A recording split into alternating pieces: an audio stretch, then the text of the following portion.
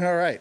Well, thank you for coming out. Obviously, an extremely exciting day for student athletes across the country. You know, today's a celebration day for so many kids fulfilling their dreams. You know, and we talk about this a lot every year, but, you know, a lot of these kids, 7th grade, 8th grade, had a dream that they were going to become college football players, and today's the day they put pen to paper and make that a reality. And so a lot of happy families out there across the country, and congratulations to all of them. You know, it's a special, special day and a special opportunity for each and every one of them. From our standpoint, you know, there's a lot that goes into putting together a recruiting class, you know, and today is the end of a process that started really when I got hired, and in a lot of times, in a lot of cases, even before that. And so the relationships, the process, the amount of work that goes into it, the amount of times that we host these young people on campus these days, it's a lot. And so I want to start just with the thank yous. I think these are important every year. And so first off, to our general manager, Derek Miller. You know, Derek kind of leads this whole show and does a phenomenal job organizing, evaluating, scouting, making sure that people are taken care of when they get on campus, the logistics of recruiting, the logistics of making sure when you have 150 kids at a big game that they get around and they're taken care of the right way. And you know, he's one of the best in the business and does a phenomenal job, and so we're very lucky to have him. Our on-campus recruiting team, which is led by Kayla Hudson, supported by Kiana Jasper in a very big way, and then Lauren Moore, Maya Howard, and all of the students who come over here and help on these big visit days and big visit weekends. You know, everybody who comes through this campus feels special, and that doesn't happen if you don't have a lot of really good people working in that on-campus recruiting department, making sure that everyone's needs are taken care of, everyone's being moved in the direction they need to be moved appropriately, and you know, the girls do a phenomenal job of hosting people when they come on campus. To our scouting team, Alan Godet, Sean Cook, DJ Marquardt, JoJo Hayden, and Daniel Clements. It starts there. It starts with our ability to identify the right players and the right talent. You know, we spend a lot of time with our own internal rankings. That means a lot more to us than anything else that's out there. As we go out there and we try to evaluate and locate and find NFL players. And we talked about this a lot through recruiting. We want to identify guys who are going to be draft picks one day, and that starts with our evaluation process, and our scouting department's the best in the business.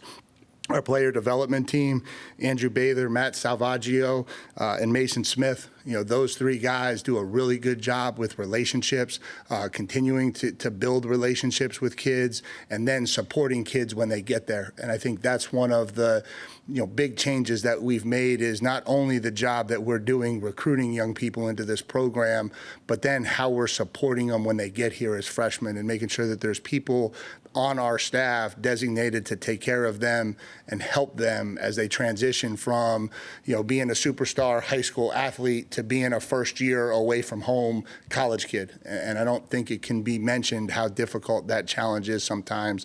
And those three guys do a great job. And then just a bunch of other people that help. Our creative team, led by Jake Namasnak, Joe Mitchell, what Craig Basaker does, and Evan Pilot and Madeline Gregory in pictures. One of the biggest undertakings in recruiting is photo shoots and photo day, to kind of keep those fresh and new.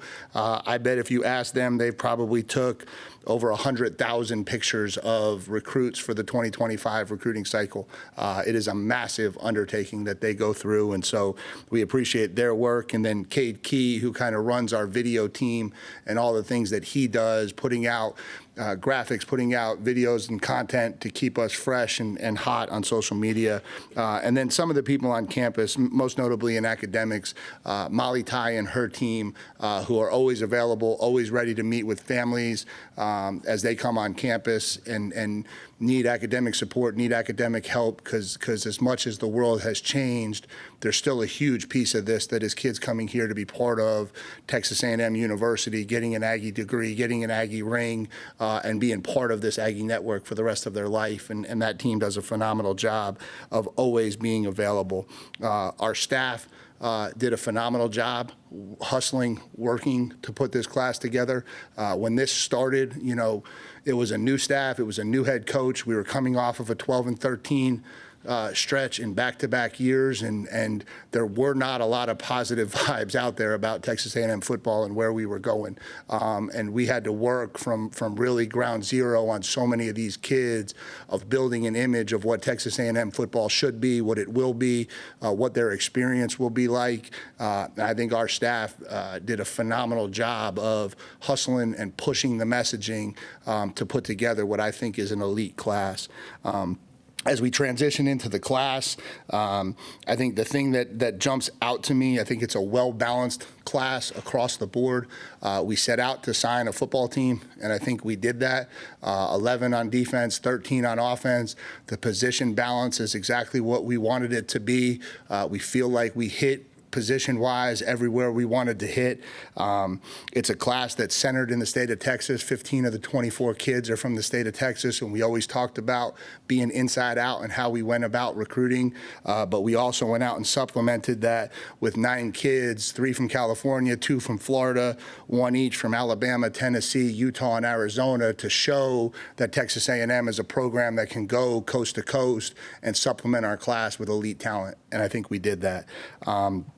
Some of the other things that just jump out to me, we wanted to find winners. I think when you talk about closing, winning championships, I think that's a habit as much as anything else. And so I'm excited that 7 of our players and commits are still competing to win state championships. Some of them have already won state championships at previous points in their career. I think those are traits that we wanted to add to the program. 95% of the class is either a multi-sport or a two-way player. And so there's a versatility of athleticism that I think we've added that I think is really critical when you talk about building the type of team and the type of program that we want to build. And so we're extremely excited about this class. I think this class is going to lay a phenomenal foundation for where we want Texas A&M football to go. I'll kind of go through each member of the class briefly and just kind of give you a couple superlatives, and then I'll kind of open it up to you guys for questions. But starting at quarterback, you know, we were able to get Brady Hart from Cocoa High School in Florida late in the cycle. Really excited about that addition, a kid that we had always graded extremely high. He's completed just under 70% of his passes for over 7,500 yards and 77 touchdowns in 2 years as a starter. He won a state championship as a sophomore. He's competing again to win a state championship this year as a junior. They play in the semifinals this week, and then he reclassed up to join us mid-year. Tiger Ryden, the first running back that committed to us from DeSoto High School, has run for just under 4,300 yards and 50 touchdowns in his career. An extremely productive running back, has won back-to-back state championships already at DeSoto and is competing again this weekend in the quarterfinals. He's also a finalist for Dave Campbell's Mr. Texas Player of the Year, which is a very special honor. Late in the cycle, we were able to add Jamarian Morrow from Melrose High School in Memphis, Tennessee. Unique that Jamarian plays for his father and uncle, who are his co-head coaches at Melrose High School. This is an extremely versatile athlete. I think he's played about every skill position you can play. He's played quarterback, running back, wide receiver, defensive back, is the feature player on a Melrose team that's going to play for the state championship this weekend for the first time in over 20 years. He accounted for over 1,200 all-purpose yards and 12 touchdowns. He'll come in and I think be a very versatile running back for us, and so we're excited to add him. As we move to the wide receiver group, Kelshawn Johnson from Hitchcock High School in Hitchcock, Tennessee. I think you're going to see this across the board at wideout NDB, is this combination of multi-sport athlete and track. And so, you know, Kelshawn's an elite wide receiver. He's had an extremely talented career at wide receiver, but he also started on a state basketball championship team last year. He's a 100-meter dash track kid who ran 10.49 last spring. So you're bringing in elite speed and elite twitch. TK Norman from Carver High School in Montgomery, Alabama, another elite twitch kid who's got tremendous ability to separate. I think the thing that jumped out with us to him was his ability to put a foot in the ground and create separation, which obviously is critical at wide receiver. He's got 75 catches for over 1,300 yards and 16 touchdowns in his career. Another track kid, he's a 22.6 long jumper, and that's where you can see the quantitative measure of that explosion and where the separation comes from. We were excited today to get the letter in from Jerome Miles. Jerome is the only kid who's not coming in mid-year. Every other member of this class will be here in January. Jerome's the only one who won't be. Unfortunately, Jerome's senior season was cut short by injury, but this is a 6'2", 210-pound kid who broke the 43-year-old state record in Utah on the 100-meter dash at 10.36 last spring. And so we think he's got the ability to vertically stretch the field, be a home run threat. He's averaged over 30 yards a catch in his career. He's an explosive player who has ability to really stretch the field. Our tight end in the class is Keati Armstrong from Jasper High School in Jasper, Texas, a 3-year starter at tight end, 36 catches for 683 yards in his career. He's a Navy All-American Bowl participant. And again, he's a multi-sport athlete. He's a baseball player. He's a basketball player. He's an enormous kid. He's 6'6", 250 plus. He'll play here at about 265, and he'll be a true tight end, a kid who can block, set the edge, but also stretch the field vertically and create a lot of mismatches in the pass game. And so really excited that we were able to bring him into the class. We went out and added 6 offensive linemen. I'm going to take a water break real quick.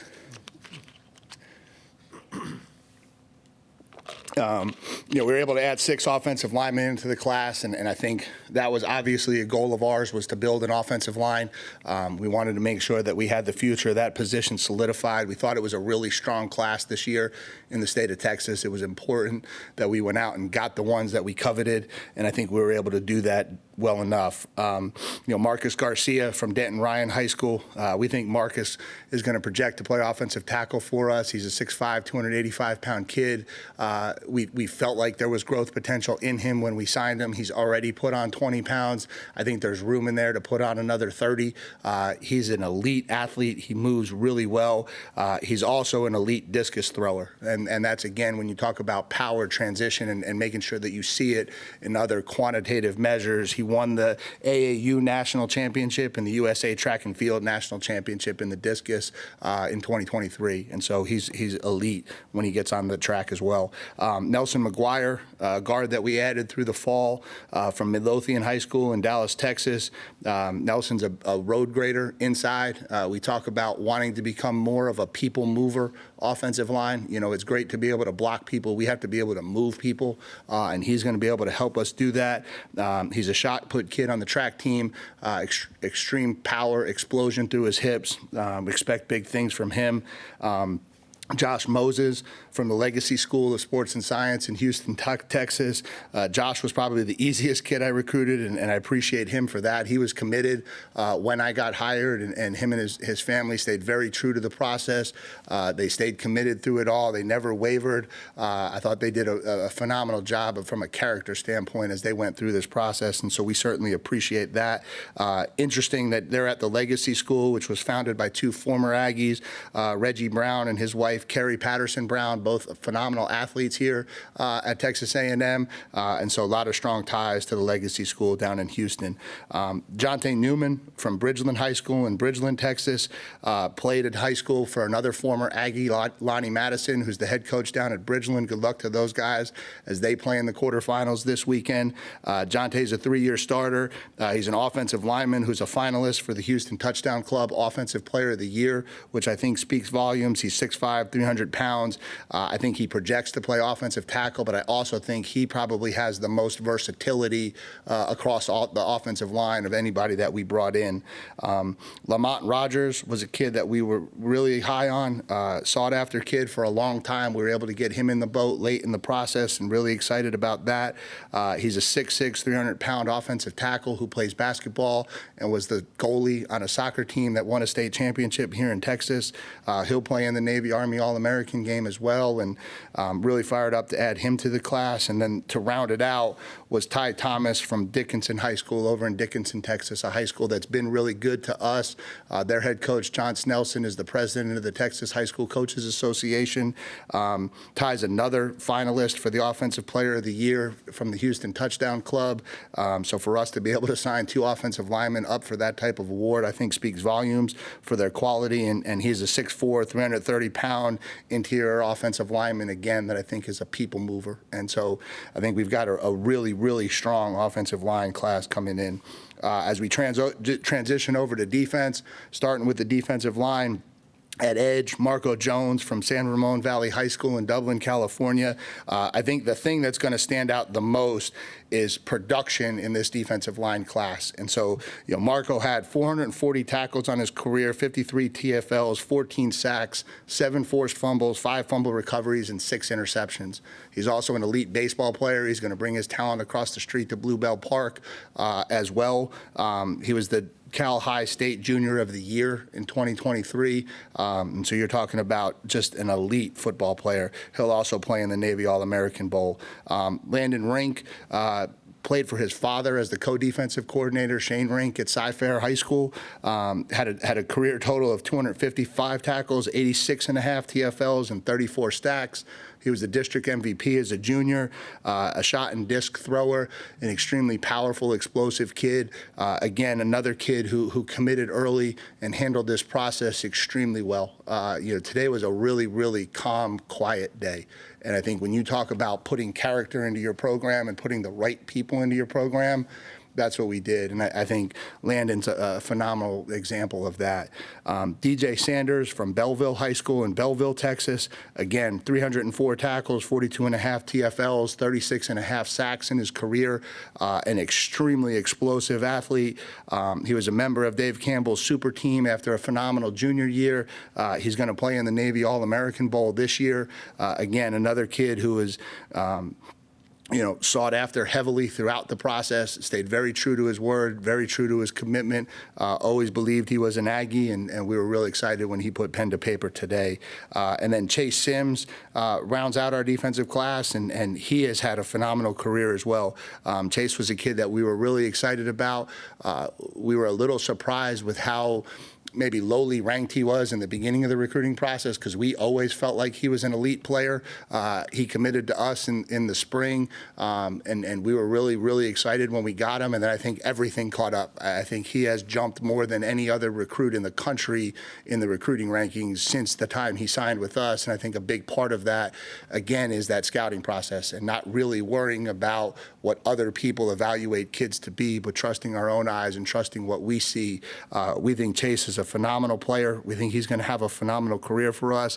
He's got 142 tackles, 40 TFLs, and 20 sacks. But I think it's worth noting that his stat line is really based off playing only a half of football each game. Their team has been so dominant in his 2 years there that by halftime he's usually watching the rest of the game. And so we're excited with that group. At linebacker, Noah McHale from Bonita High School in Laverne, California, a two-way standout, so 446 career tackles, 11 sacks, over 2,000 all-purpose yards, 29 touchdowns.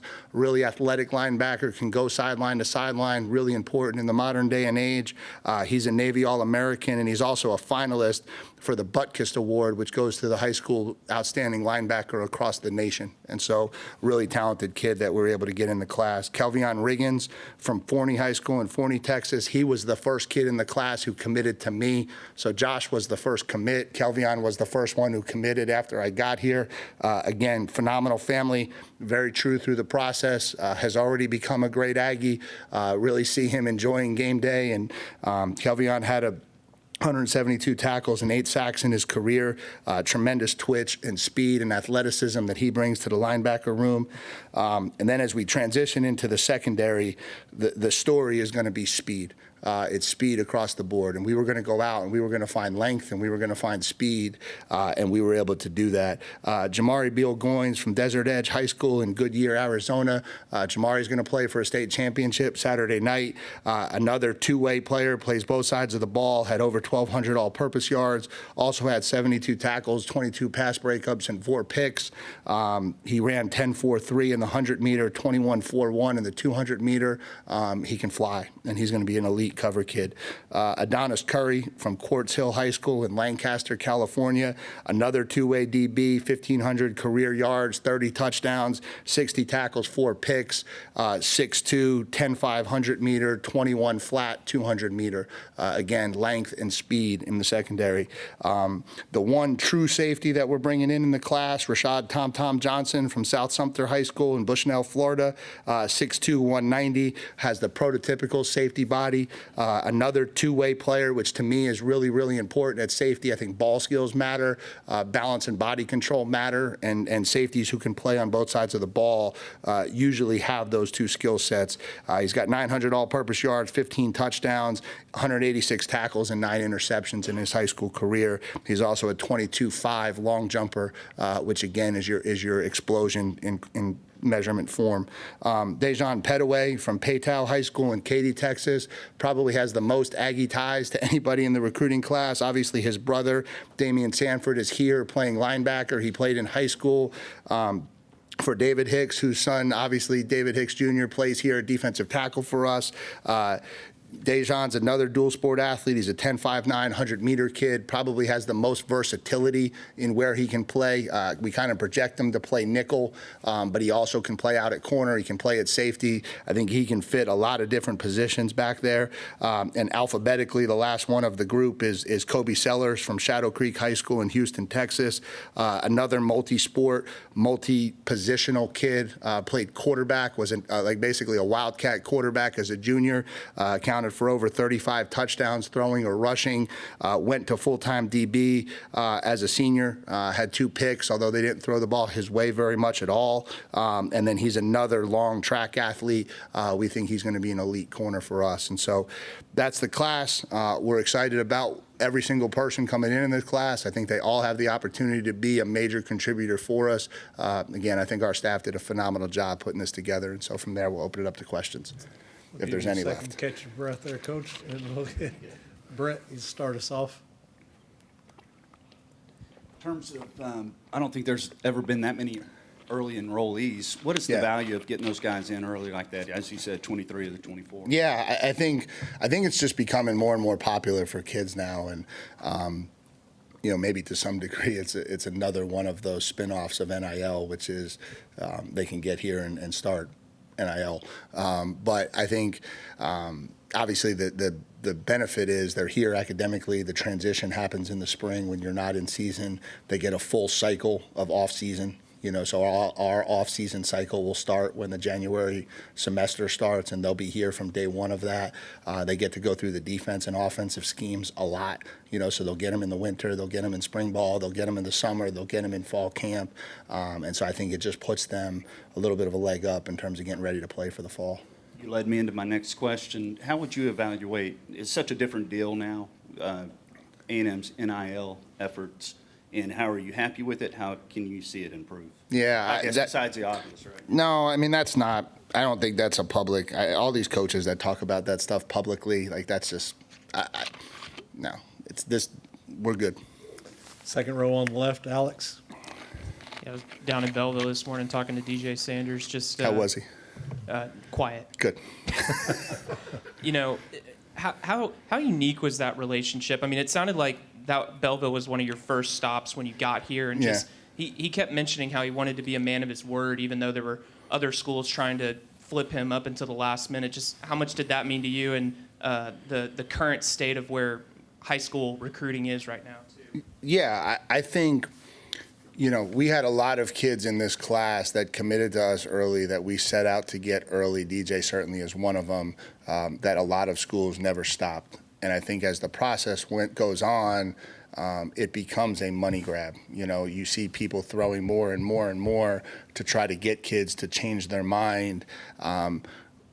we want kids that are about value. We want kids that are about a little bit more than that.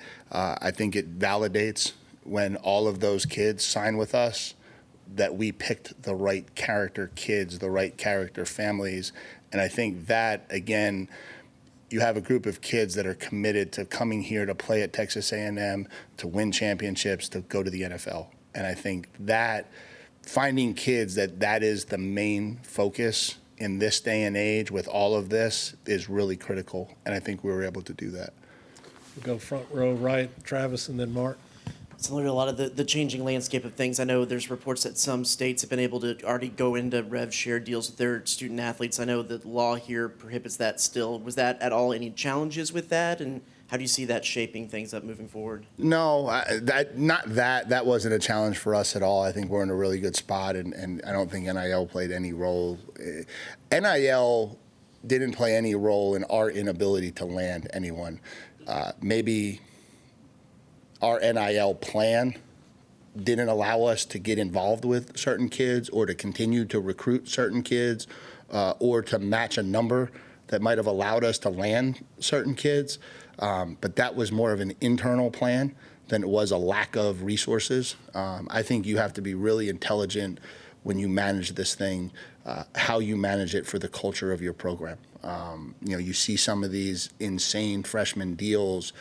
I would just like to know how the upperclassmen in their program feel when these freshmen come in making 5 times more than the returning starter. And so I think that will be a really interesting dynamic for a lot of these programs when these freshmen show up on campus. You know, you had 2 quarterbacks enter the portal yesterday. Message about those guys leaving out, and then I know you brought in a quarterback. And what's the outlook for filling in that room moving forward? Yeah, I mean, obviously, so much respect for Connor. I think the way he handled what was an extremely challenging situation for him, to come in the year as the starter, to first deal with an injury, to come back and have the high of the Missouri game, to then maybe not, have it go the way you want it to go, to lose the job, but to stay a consummate pro, to be a great teammate, to be a great Aggie, to be there supporting his brothers all the way to the end. I told him yesterday, obviously had an idea that was coming. I think it's the right thing for him, for his future and his career, but just so much respect for him and the way he handled this. Tremendous kid, tremendous character, tremendous leader all through the process. And so, extremely thankful for him. Had we needed to call his number at any point this year, he would have been ready. And that's not an easy thing for a kid to do. And so very thankful for that. And then, Jalen Henderson obviously, played a big role last year for the team, helped win us some games, was really never able to get his foot going with this staff and this program. But, again, another great character kid, was there every day, brought tremendous energy to the practice field and to the room. And so appreciate him and appreciate what he did and hope both those guys land somewhere and have a tremendous amount of success the rest of their career. It's still early in terms of our plans moving forward, but obviously something we've got to figure out and address. Front left, Mark, and then Carter. Mike, you were talking about the process of identifying and then pursuing players. In a perfect world, how far out do you start the evaluation and identification process? Is it, obviously you had a year this year, but Yeah. Is this something that we're talking 2, 3, 4 years out? Yeah, I think you're probably talking anyone in high school who stands out. You have to make sure that you're aware of. And again, that starts a little bit, the closer you are to us, the earlier it starts. I don't know that it's fair to be aware of every 8th, 9th grader across the country, but maybe an 8th, 9th grader in Texas that stands out to that level, you're probably aware of to some degree. I think the challenge with the evaluation process, and this is what I challenge our staff with, is to continue to do it. Because I think what happens a lot of times is you lose sight of, just like kids in our program. There's kids in our program that have really good sophomore years and then don't continue to improve and aren't quite what you expect them to be as juniors and seniors. And there's some kids who maybe don't have the sophomore year that you hope they would, who get a lot better and have really good junior years. And you know what I mean? And so I think the challenge is making sure you stick with the recruiting and the evaluation process all the way through, and not just put an evaluation together of a 10th grader and then never look at the kid again prior to him showing up in your program. And since Owen isn't here, I'll make it a 2-question one. Sure. you got Marco Jones, but odds are you're going to probably have to do some work at defensive end. What kind of player are you going to be looking for to possibly replace two starters here in the not too distant future? Yeah, really talented ones. I think that's going to be really important. Yeah, and I think, what you're always trying to find is, and again, we talk about this, like with roster management, you have to balance experienced veterans with youth and development and who your future is. And I think, we were able to bring in two defensive ends last year. We had Rylan Kennedy, who was a redshirt kid last year. We had Marco Jones, and so we feel like our youth is in a really good spot. And I think Rylan Kennedy obviously is going to step out of that pool, and hopefully some of those others do as well, into being able to really be contributors for us. But then when you look at, okay, well, we're also losing some older guys, some veterans, we're going to have to try to go out and fill those holes. And I don't know that those holes necessarily you want to completely rely on youth and high school kids. And so we'll have to figure that out. Second row, Carter, and then to the left, Cease. Mike, I think yesterday Jerome Miles announced that he wasn't going to sign during the early signing period. So what went into closing that one, and just how big of an impact do you think he could make right away? Yeah, I'll pause him because he'll be this year's Bussy, I'm sure. With his, just again, like, he's a freshman, he's transitioning. We think he's extremely talented. We think all three of those wideouts are extremely talented. Some of those kids will have instant impacts. He is certainly capable of it. The injury will create a little bit more of a challenge, obviously. But he's a unique skill set that we don't have. 6'2", 210, 10'4", we don't have that. And so his ability to really get vertical and stretch the field really stands out. And so I think his addition and him being able to come in and do that for us will be critical. And that's just recruiting, man. It's how this thing goes. You're dealing with 17-year-olds, and sometimes it's a lot of fun.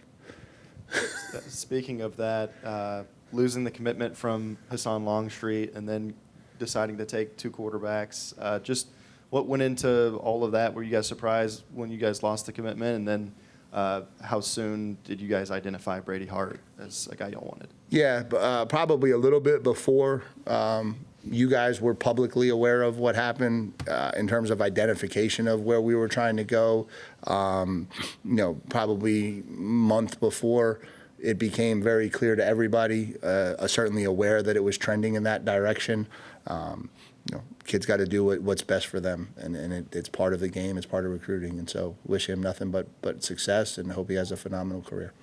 Go front left, Cease, and then to the back. You talked about how calm this day was, and you've had extra time this year. So is the recruiting process, your recruiting process, now exactly where you want it to be? And in this day of NIL, what do you have to offer, or A&M has to offer, that other people don't have when you're going out and talk to these kids? Yeah, I think what we have to offer that's completely different is we don't talk about NIL in terms of what we have to offer. We have to offer a phenomenal university, the best fan base in the country, the best stadium atmosphere in the country, the best facilities in the country, unbelievable mentorship, development in every aspect of their life, tremendous support in every aspect of their life, whether it be nutrition, academics, mental health, being an Aggie forever, and everything that stands for and everything that means. And that's what this university is, and that sells. And what we have to do is, I think still the biggest thing for us is continuing to brand that message, because I think we still, and that's why this season was great, just to kind of pivot to your second question in terms of getting out in front and getting in a really good position for 26 and 27 recruiting, because we were able to host some big-time players for some elite games. And we've been dealing with this all the way back to when I was the defensive coordinator. When you get kids on this campus for the first time, they're always blown away by what this is. And I don't think the message is out there as loud and as clear as it needs to be about what Texas A&M really is. And so I think the more that word travels, the more they understand what this place and this university is really all about. That makes this process a lot easier. Coach, go back behind the lights to Tyler, and then Donna. Yeah, Mike, I don't know if you able to talk about preferred walk-ons, but We are not. Yeah, I can't do that, Tyler. That's fine. Sorry. But just the the local interest and the local recruiting, all the Texas kids you got, how big is that, especially when you have in-state and in-conference battles that you're going up against? Yeah, I think, Texas is really important to us. We've talked about that a lot from day one. It starts inside out, and so inside out always starts right down the road at our local high schools. And we want to make sure that we have great relationships with those schools, that we're aware of and identify who those players are, and that we do a good job as we possibly can with each and every one of those schools and kids. And so, again, I think it's 63% of the class is from Texas. Certainly as it builds out into some of the kids that we add in different types of ways, you're going to see more and more Texas kids and more kids who are born Aggies or kind of raised in Aggie families. And I think all that stuff matters. Go right next, Donna. Coach, in a world where it feels like a lot of kids are focusing on one sport, you signed a bunch of guys in this class that are high-level multi-sport athletes. Is there anything other than obviously their skill level that those kids bring that you look at during the recruiting process? Yeah, I think it's still, like in my mind, still stems from, like if you study the NFL draft, there's still, I don't know what the most recent percentages are, but there's a large percentage of players in the NFL draft who are multi-sport high school athletes. And that stat has been around for years. And I think as we try to, again, go through this process, which for us is we have to build more NFL talent here at Texas A&M. That is, I've said that since the day I got hired.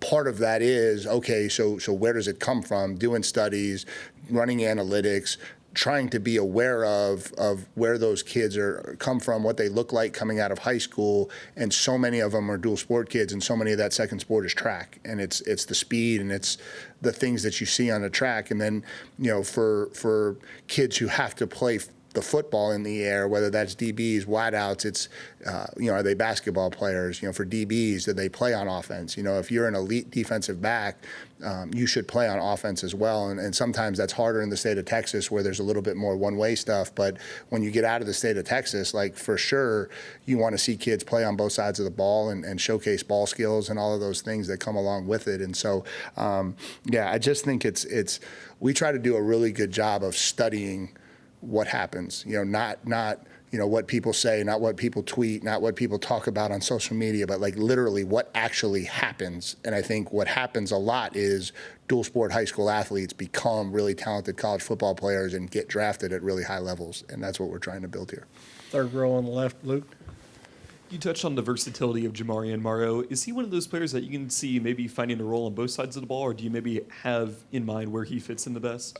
No, I think he comes in as a running back, and I think he's got versatility on offense, and I think that's what we're excited about. I think his ability to play in some different spots, whether it be in the backfield, in the slot, starting in the slot, coming into the backfield, I just think there's a lot of creative ways you can utilize a skill set like that to get him the ball.